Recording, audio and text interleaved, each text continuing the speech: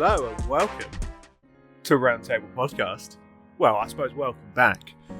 We've managed to get through an episode with no technical issues. Touch wood. Obviously, I still have to edit it yet, so we could still have problems. Either way, this is Roundtable Podcast. I'm Helix. I'm Born. And I'm Legend. It's weird that we can do that now without me having to ask for it. We just go back to you asking. Oh, you really? Yeah. So today we were discussing cars we want and things like that before we started recording this episode. And in the last episode, we were talking about collectibles and kind of moved on to the topic of collectible cars. So I think we should just carry on chatting about cars. Mm-hmm. What we like, what we don't like, what we would drive, what we wouldn't drive. Ooh. KAs. Never drive a KA. Agreed. Fuck them. Just got the Fiat one. Same with the Audi TT. But I have a question for you, Legend. Shoot. I'm intrigued. Would you drive an electric car? Would you have one? What, fully electric or Fully hybrids? electric. No. Why? Neither. I need sound. I need something. What There are augmented sounds that electric cars if can. the one with the speakers? Yeah. Yeah, it's like the Lamborghini Revolto. That has speakers in the front of it. What Yeah. was the was it a Mustang that had one as well? Or a Dodge? I think it was a Mustang. There was an all-electric, I think it was a Mustang, that had a fake exhaust with a speaker in the end of it, Oh yeah, that was a Mustang. and it sounded awful. Like, I've heard blocked exhausts that sound better than this. Now, the Lamborghini actually sounded a bit futuristic. Yeah. So it sounded alright. The reason why I say this is because electric car sales and electric car production are on the way up, not the way down. Yes, but I think what people also forget is that they're actually not that good for the environment. Yeah, but that doesn't really change what they're advertised for and what they're advertised as. It's like cigarettes. But the thing is, they're actually worse for the environment than petrol cars. The thing is, if we had the infrastructure to have them, we would have them. But we don't. We have minimal charging spaces. But you think if everyone got an electric car at once, yeah, it takes you about an hour to 2 hours just to charge a car halfway. Yeah. You say that. Here's my counterpoint. Go on. There have been a selection of electric cars that charge in 5 to 8 minutes. Hey? How much are they going for then? How much are they going for? About 25 grand. And how What person volatile can are afford they? that? It's, you know, How volatile? Because you both spoke at the same time. He said who can... Legend said who can afford that. And I'm saying how volatile is the battery? Oh, so essentially what they've done is they've invented a new type of battery, so to speak. Right. One that can... Because the problem wasn't the output, it was the input of the old batteries. Yeah. They couldn't suck enough energy in at a time without exploding. So what they've done is that they've made new batteries that can essentially have the resistance to take all of that electricity at once and charge even faster than most phones. I wonder what they've had to sacrifice to do that. yeah. Generally not much. Something interesting I saw about electric cars is I think it was Japan. Usual. Yeah. Usual. Are developing wireless charging electric cars. Oh, that's interesting. And I think they were experimenting with putting it in like car parking spaces. Like all car parking spaces would have a wireless charger for electric cars. They could also, you could still park your regular petrol car or diesel car. Yeah, in that space, yeah, just one charge. And then they went one step further with the idea that I don't think they've actually developed any of it. I think they're just in the research phase at the moment, seeing if it could theoretically be done. But they were also potentially looking into just making an entire road that can charge a car.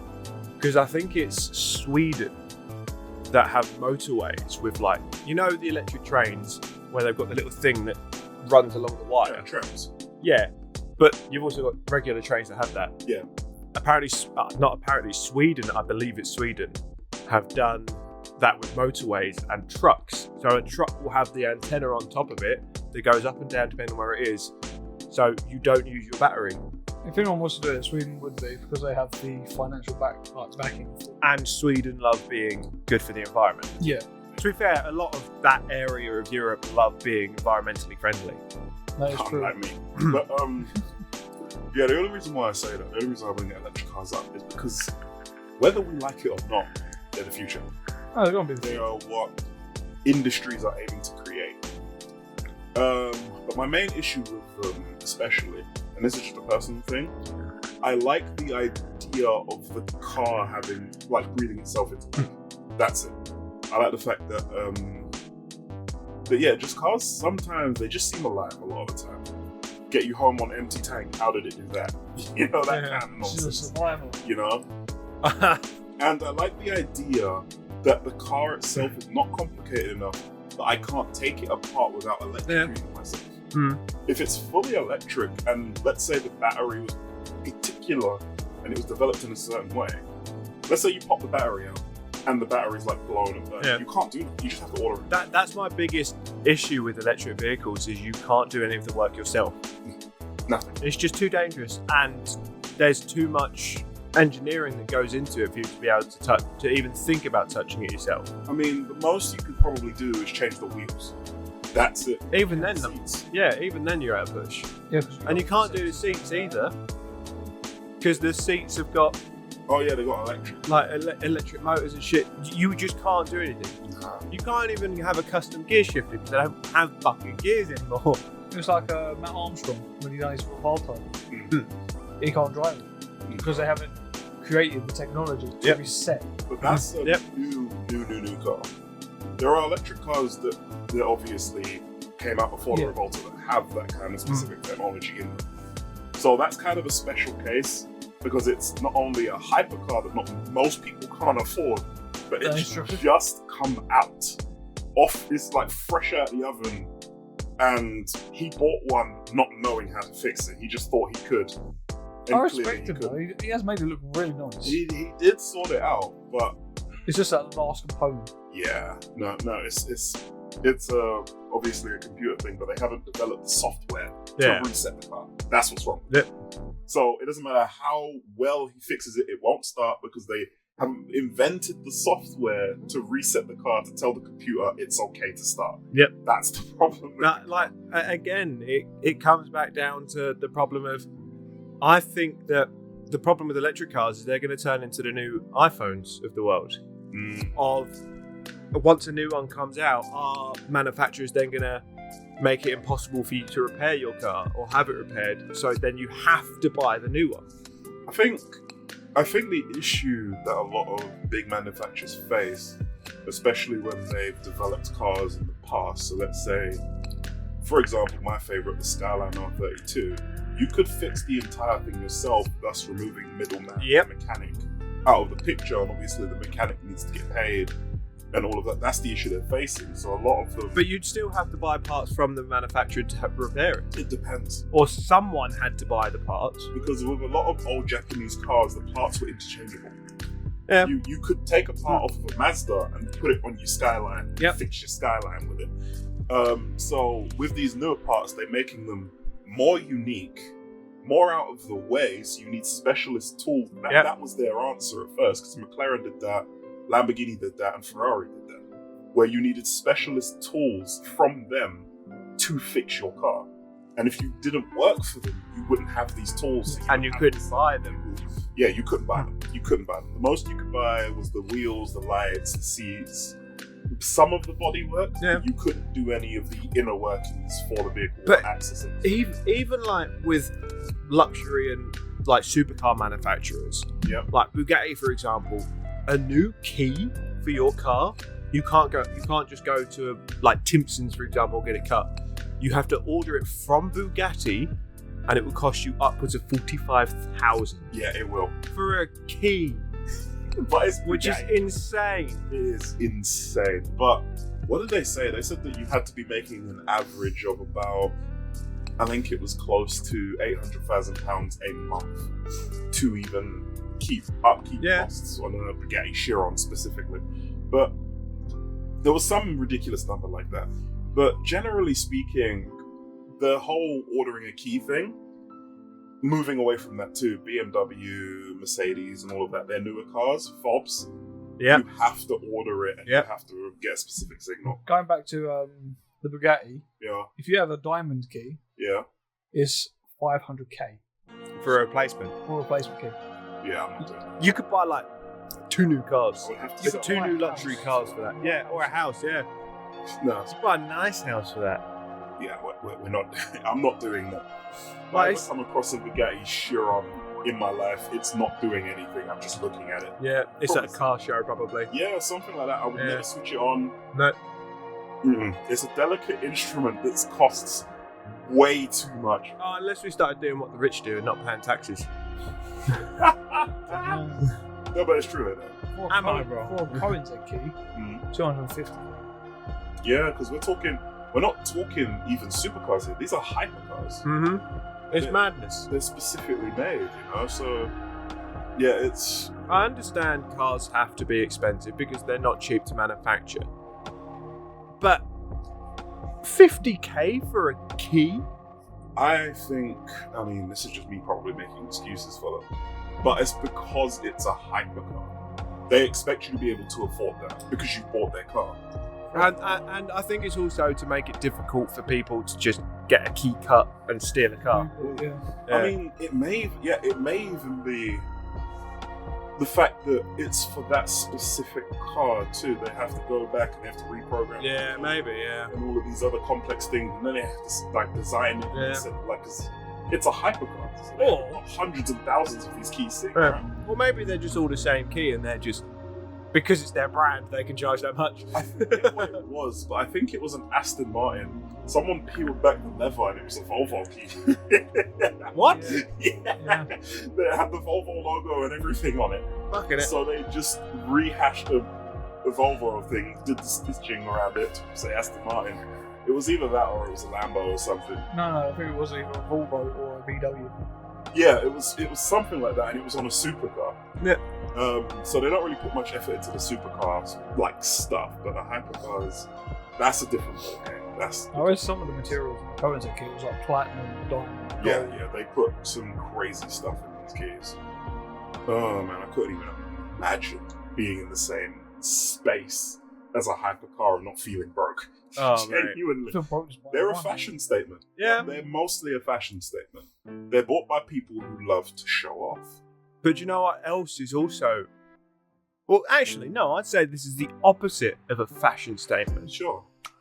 People that like old cars. Or People that like to own a piece of history. I'm in the middle of this, right?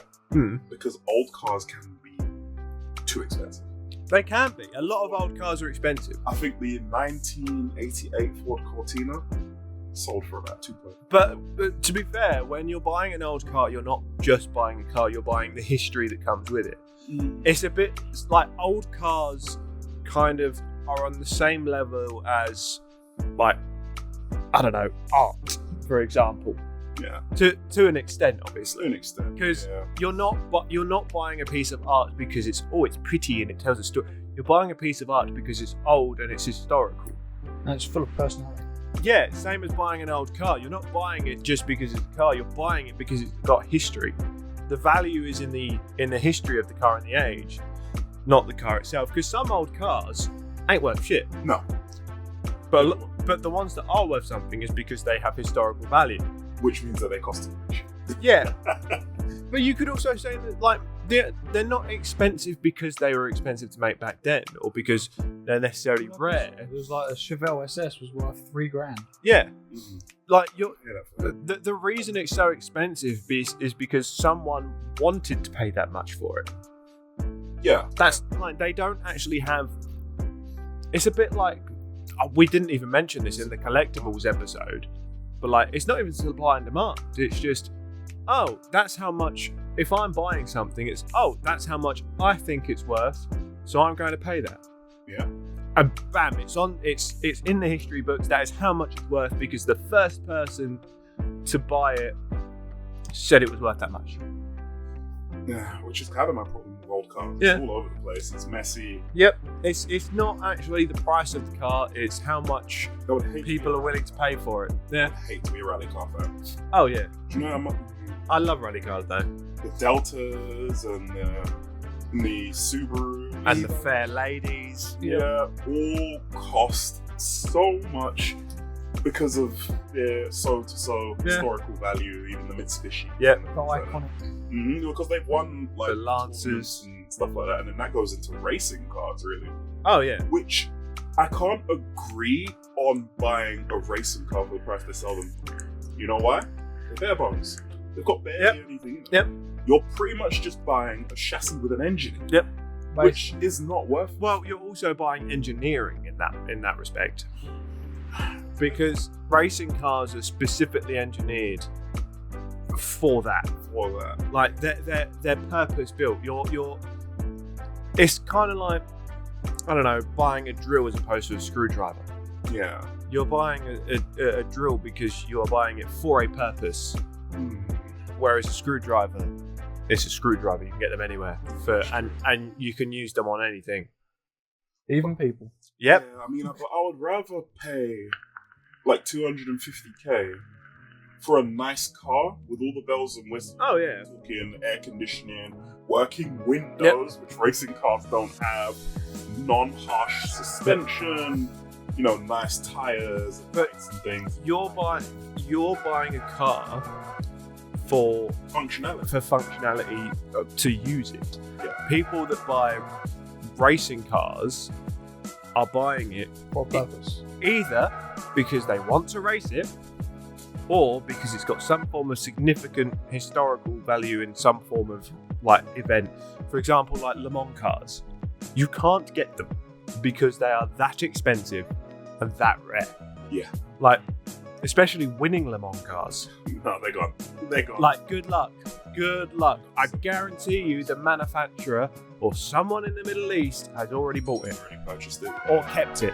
I mean, sponsors get them too. Yeah, Yeah. Sponsors get the cars. I'm pretty sure Golf have a lot of them. Yeah. But it's one of those things where you're buying a race car because you are a racing fan. Yeah. But if you buy a luxury car, it's because you are a fan of driving. Yeah, which makes the whole racing car collector's item thing. It's not really a car to you. It's a statement. It's a moment where you enjoyed seeing them on the track. Yep. You can imagine. It's your thing. So to me, it's kind of pointless. It is and it isn't. For It may be pointless to you, but to motorsport fans, it's not at all. It's their everything. Sort of that specific Yeah. win. I can imagine they wouldn't see it as pointless, but for me, I would rather be able to get into the thing, be comfortable, and drive it. But I spend so much money on this. But again, that's just because that's your personal taste and what you want in a vehicle. Whereas I like the modern, new works of art. I'm talking the Lamborghini Aventadors and the Audi R8s. See, I like both. The McLarens. Yeah. Now, I'm currently on race cars direct. Yep. Cars I've been in race. Yeah. There's a Ferrari 458 Challenge Evo. Yeah. Currently going for €150. Yeah, I wouldn't pay that price for the car. The 06R GT3. Currently going for 120. Well, the thing I would do is, because for a Ferrari, that's not a bad price. No. What I would do is I would keep the engine, despite how loud it is. Yep. How non-economic it is, and then I would just put the original seats back into it, and then see if someone will fit the original electronics in there, like the air conditioning. Yeah. And then there's one for Helix. Gone. Full GT40. 1964. Oh. It's one for you. That is That one one for you. hard. Go on. One gets price. I'm gonna say in I the would say- high. I'm gonna say in the high 100,000s. I'm gonna say 80K. He's closest, I think. There's a High 100,000s. 824,000. Lower. 600. Close. 637,000. You're closer. Or 650. You're closer. 675. Closer. 700. So close. 699. 780. You're closer. 695. 680. There we go. 695. Yeah. Not worth it. 695,000. But it's got historical value. I get a Ferrari for It's Le Mans. 150 and you're paying more than double that for something that's going to break down on the M1. Actually, Hey, no, because you forget that Le Mans was endurance racing. Yeah, They were designed not to break down. not for speed bumps, they weren't. No, true, but they're not cars you would drive out and about. No. They are collectible items. Definitely wouldn't take you to Tesco with that. What do you mean? Or Lidl's. Or Lidl's. You see how low to the ground the 4Gs? I bet fit in one. Probably not. But it would look cool in I'm fitting the Ferrari. But it would look cool in my warehouse. It would, but like you'd have to give it to someone else to drive if you wanted to. I wouldn't drive it. Mm. They're not road legal. I would make sure the Ferrari is. Yeah, you can't make those cars road legal. Yeah, you just put I mean, you might be able put the to, old but bits back on it and then take it into MOT, and I'm pretty sure it'll be fine. oh yeah, but you'd be paying fucking hefty insurance, and I would road just say it's Ferrari. and hefty road tax. Your insurance has all the details of the car. Oh yeah, You put in your license plate. Oh damn it! especially with something that historical. And they don't. I don't even think they have license plates. No, you have No. to register. Yeah, you'd have to get it registered, and that would cost you an arm and a leg. 100%. An ex-race car, especially one that won. High performance. Yeah. Was it 64 that Ford won? Which means that you're screwed, Helix. Why? If let's say I'm like, oh, let's take the racing cars out for a road trip. Yeah, Let's get them all registered and that. yeah, We paid enough for them. Let's at least have let's have a taste, yeah. a bit of enjoyment out of them. Mine cost 150k. Yours cost almost 700k. Yeah, true. That's quite a lot. For the price of yours, I could get mine registered and take it across the world. Yeah. Pretty much. Oh wait, no. 64 wasn't the year that Ford won Le Mans. That was Ferrari again. Queen. What year was it that Ferrari? Ferrari. What year did Ford win? Because it was in the 60s. I mean, maybe they didn't win. Oh, they did. They did History it. changed. They did an entire fucking film about it, and it's on Netflix. This film is not historically accurate. Ferrari is like a little Ferrari sticker in the corner. 66. It was 1966 that they won with the GT40. GT40 is that car. Yeah. Because I think it was like 90. It was 64 that they brought it into Le Mans, Yeah. and they did really well with it. And they're like, "Ah, fuck, this is the car. This is how we're going to do it." Then it was 66. They finally did it. Yeah, I think wasn't there a whole thing where Ferrari kept winning? I think They were undefeated for like years. years. Ford were like kind of sick and tired of it. Well, Ford weren't even in Le Mans. So Ford wanted to buy Ferrari's race team That was so they could get. no, they wanted to buy their car, wasn't it? No, they wanted to buy their race team to get into Le Mans. And then when Ferrari said no, they were like, "Fuck it, let's do it ourselves." What is it with Ferrari? Ferrari and telling people no is because they know what they've got. They know their worth. No, that's funny. Especially with if because Le Mans was a big deal. Back then, It was a big deal. If you won Le Mans, you were the best manufacturer. Like, hands down. F1 today and that. Yeah, right, so here we go.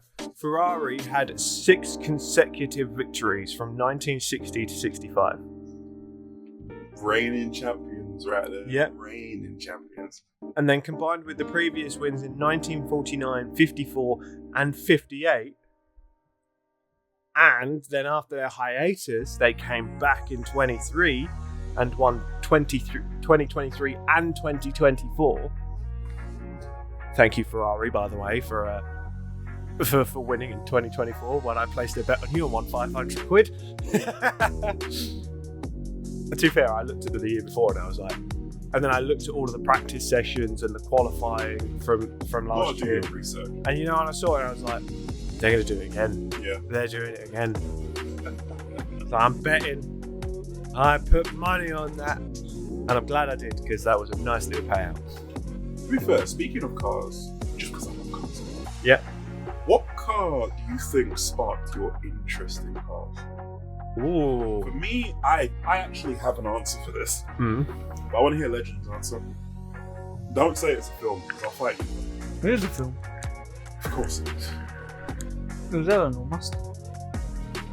I mean, that's fair to Gone in be 60 seconds. Gone in 60 seconds. When did that come out?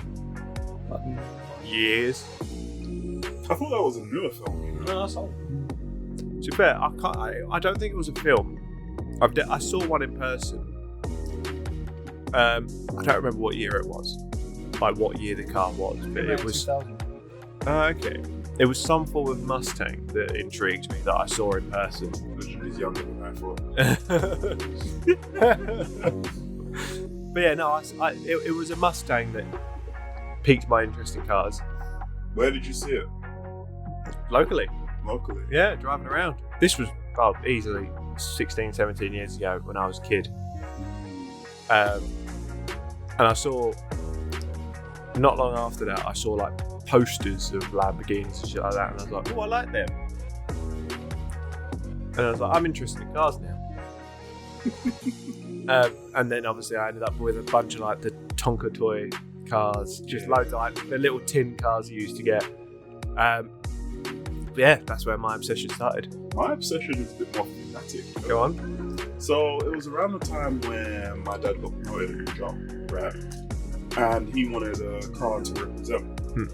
So he took me out because he took me out just because he wanted me to get some fresh air and see like more of London for like a good 1 hour, 2 hour trip to BMW's dealership in Central London. Yeah. And then I saw a model displayed in like an ice case. Yeah. Of the racing BMW M3. Yeah.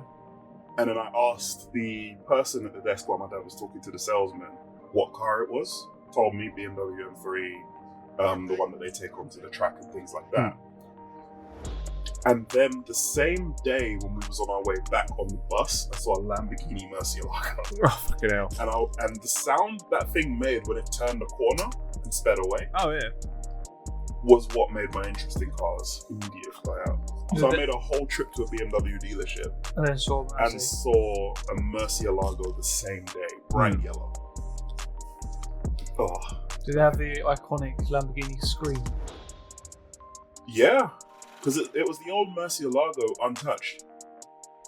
And he put his foot down as he went around the corner. And it was lovely. Hearing that from the bus was quite lovely. That went far too down.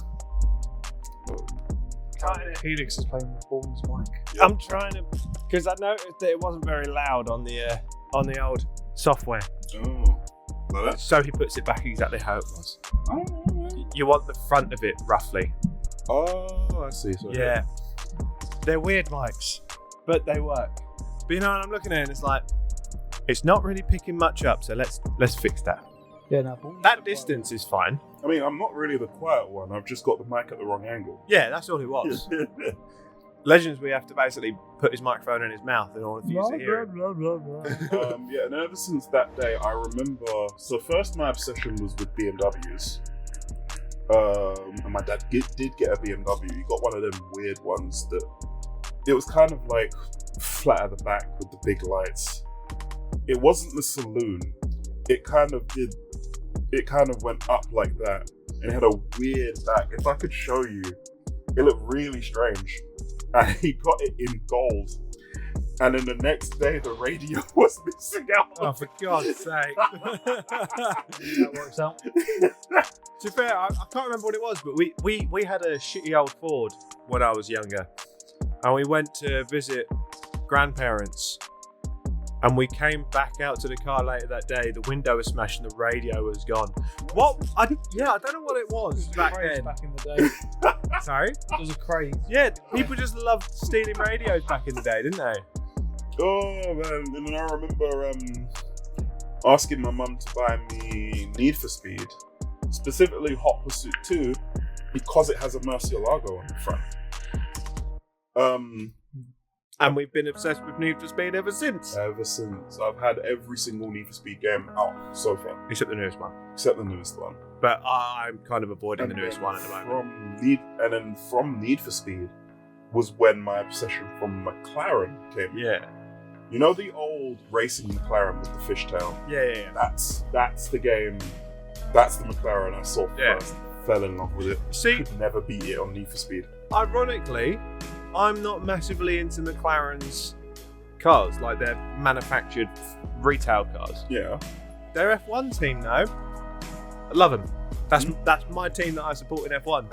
Okay. But their actual cars themselves, not that fussed. We do have a tendency to catch fire. Yeah, true. So do Ferraris and Lamborghinis. Reese's. Porsches too, they all got recalled, remember that? Yeah. You can't use that as a debate point because most supercars set on fire. I see more McLarens. No, for me, When it- I've seen more Ferraris. When it comes to Lamborghinis, I see obviously them spitting flames at the back, you know, with their engine, then the fire catches hits the rear bumper or something like that, and Yeah. catches fire. With Ferraris, they have an overheating issue, I think. They just overheat because they insist on inventing their own engines and their own four-wheel drive systems. And Which things is like that. understandable, obviously you've got to go with more advanced. Yeah, but No, it's not advanced. It's the same thing, just put in a different way. Yeah. To say that they invented it themselves, only for it to completely buckle in on itself later. But you know what? When it works, it makes them a lot of money. Doesn't work. It buckles. Yeah, true. They reinvented four-wheel drive for one car, Yeah. and it worked. Don't get me wrong, but you didn't need to be that complex to No. invent that car. It made the price so unnecessarily high for that car, just because of how long you had to work on it for. But they could, so they did. Yeah, they could do it, so they did. But which supercar brand speaks to you? Like, if you let me put it in a different way, right? Just because I love these, right? You have to pick a supercar brand that will sponsor you and give you whatever version of, like, if they make a new version of their car, they'll send it to you for test driving and reviewing and all that. They pay you, right? But due to competition, you're not allowed to purchase or drive Right. any other brand of supercar. Like, so they don't like their rivals. let's Yeah. say, right? And if they see you, they disassociate from you, you lose your job, you become homeless, right? Damn. Bad scenario. What, So- a fucking mob? Yeah, yeah, break your knees in and stuff like that. What? No, it was only a Prius. No, you need to drive our cars on. We're gonna tie your feet to a Prius frame and throw you in the ocean. So if you were to Okay. choose a supercar brand, and it has to be supercar, Yep.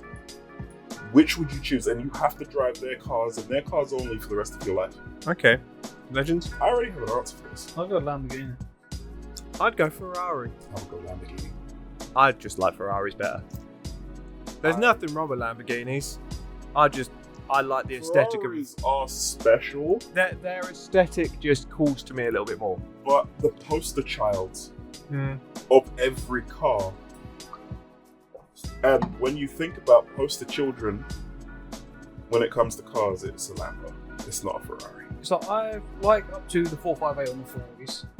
Not a big fan of newer ones. But when it comes to Lamborghini, I like it from the Countach shop. I just like the aesthetic of a Ferrari slightly more. What? I just like the aesthetic of a Ferrari slightly more. That's all it is. If Lambo offered first, I'd probably go with Lambo. No, but let's say. But if I had the choice, Yeah. I'd pick Ferrari. Yeah, because let's say, I don't know, they emailed all of us. Not even emailed. Let's say they sent us all out pamphlets to sign. Yeah. All at the same time. Yep. Ferrari, Porsche, McLaren, Aston Lamborghini, Aston Martin, flipping, I guess Ford have theirs. If I lived in a different country, Koenigsegg, if I lived in a country where we get less, they make supercars. The Jesco's is Yeah. not happy to. but if we lived in a country where we had less rain, I would lean towards Aston Martin almost. Yeah. But ironically, for a car that was designed in Europe, in a bunch of countries that gets a lot of rain, they're not very waterproof. No. Well, but yeah, I would have to say Lamborghini. Yeah, 100% Lamborghini. Yeah. I couldn't with Ferrari. Another reason why I wouldn't with Ferrari is, let's say I get bored of my Hurricane Spider one day. Yep. And I decide I want to upgrade it, put a spoiler on it, Yep. put a fat body kit on it. You can't do that. Ferrari would send you a cease and desist letter immediately. Yeah. Lamborghini want you to. Lamborghini, Oh yeah, they- Lamborghini. They're like, make our poster child look even more daring, even more brash, even more quick, loud. Fuck it. They're not drift cars, but drift it. They can be drift cars. Oh, yeah, no, that's what I mean. Like, they weren't designed to be drift cars, but some psychopaths decided to turn them into drift cars. So, And it worked. so with Ferrari, you're stuck with the stock. Yeah, but I'm getting a Ferrari because I like a Ferrari. Whereas with the Lambos, I can take it to some random dealer in the middle of Venezuela and get flags put on it. Yeah. And an undercolor and stuff. Turn like it that. into a shark. Turn it into the neon. And I need to put that on mute. That's so funny. On the topic of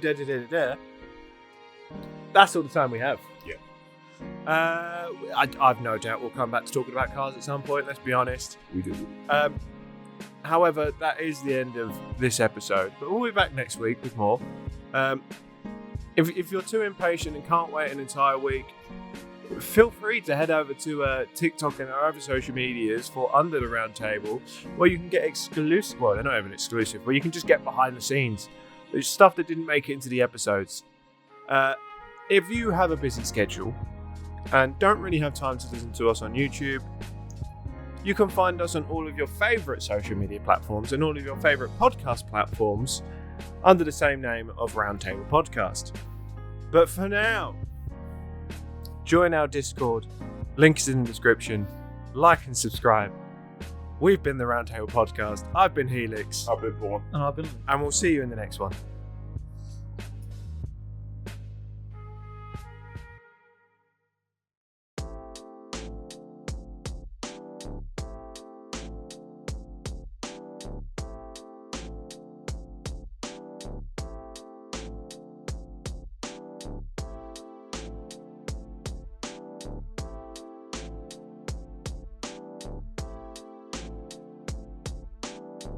Five eight on the 40s. Not a big fan of the newer ones. But when it comes to Lamborghini, I like it from the Countach shop. I just like the aesthetic of a Ferrari slightly more. What? I just like the aesthetic of a Ferrari slightly more. That's all it is. If Lambo offered first, I'd probably go with Lambo. No, but let's. But if I had the choice, Yeah. I'd pick Ferrari. Yeah, because let's say, I don't know, they emailed all of us. Not even emailed. Let's say they sent us all out pamphlets to sign. Yeah. All at the same time. Yep. Ferrari, Porsche, McLaren, Aston Lamborghini, Aston Martin, flipping, I guess Ford have theirs? If I lived in a different country, Koenigsegg. if I lived in a country where we get less, They make supercars. The Jescos. Yeah. I'm not happy to. but if we lived in a country where we had less rain, I would lean towards Aston Martin almost. Yeah. But ironically, for a car that was designed in Europe, in a bunch of countries that gets a lot of rain, not very waterproof. Well, but yeah, I would have to say Lamborghini. Yeah, 100% Lamborghini. Yeah. I couldn't with Ferrari. Another reason why I wouldn't with Ferrari is, let's say I get bored of my Hurricane Spider one day. Yep. And I decide I want to upgrade it, put a spoiler on it, Yep. put a fat body kit on it. You can't do that. Ferrari would send you a cease and desist letter immediately. Yeah. Lamborghini want you to. Lamborghini. Oh, yeah, they- Lamborghini. They're like, make our poster child look even more daring, even more brash, even more quick, loud. Fuck it. They're not drift cars, but drift it. They can be drift cars. Oh, yeah, no, that's what I mean. Like, they weren't designed to be drift cars, but some psychopaths decided to turn them into drift cars. So, And it worked. so with Ferrari, you're stuck with the stock. Yeah, but I'm getting a Ferrari because I like a Ferrari.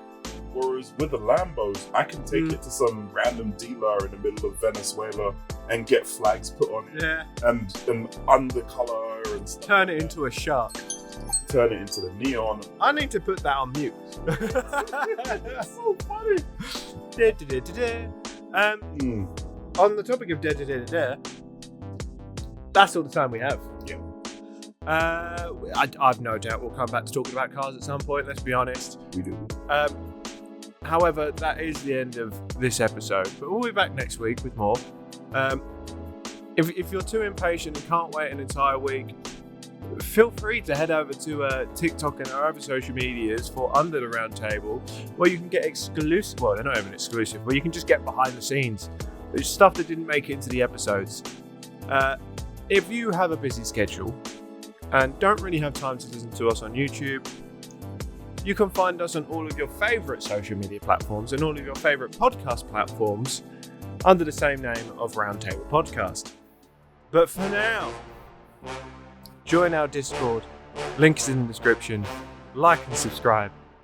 We've been the Roundtable Podcast. I've been Helix. I've been born. And we'll see you in the next one.